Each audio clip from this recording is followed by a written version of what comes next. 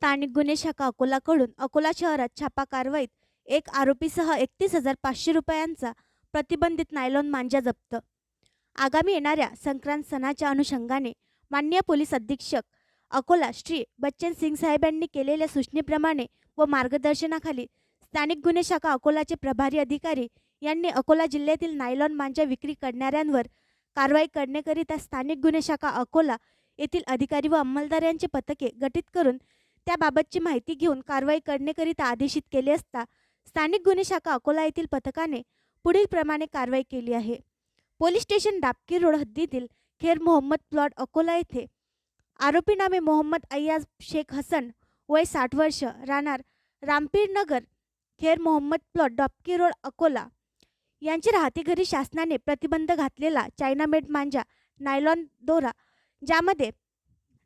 दोरा ज्यामुळे मानवी जीव तसेच इतर सजीव यांचे जीवितास धोका निर्माण होऊ शकतो असा चायनामेड मांजा विक्रीकरिता बाळगून मिळून आल्याने त्याच्या जवळून मोनो केटीसी फायटर चायनामेड मांजाचे 42 पिंडॉल, 2 मोनो केटीसी चायनामेड मांजाचे 10 पिंडॉल, ऑल आउट चायनामेड मांजाचे 11 पिंडॉल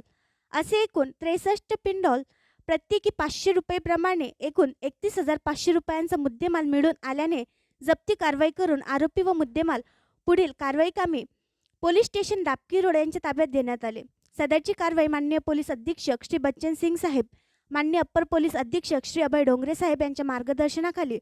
पोलीस निरीक्षक शंकर शेडके, स्थानिक गुन्हे शाखा अकोला, सहाय्यक पोलीस निरीक्षक विजय चव्हाण, पोलीस हवालदार फिरोज खान, उमेश पराये, खुशाल नेमाडे, पोलीस कॉन्स्टेबल अभिषेक पाठक, आकाश मानकर, धीरज वानकडे, मोहम्मद आमिर, महिला पोलीस कॉन्स्टेबल स्वप्ना चौधरी, चालक पोलीस कॉन्स्टेबल मनीष ठाकरे यांनी केले.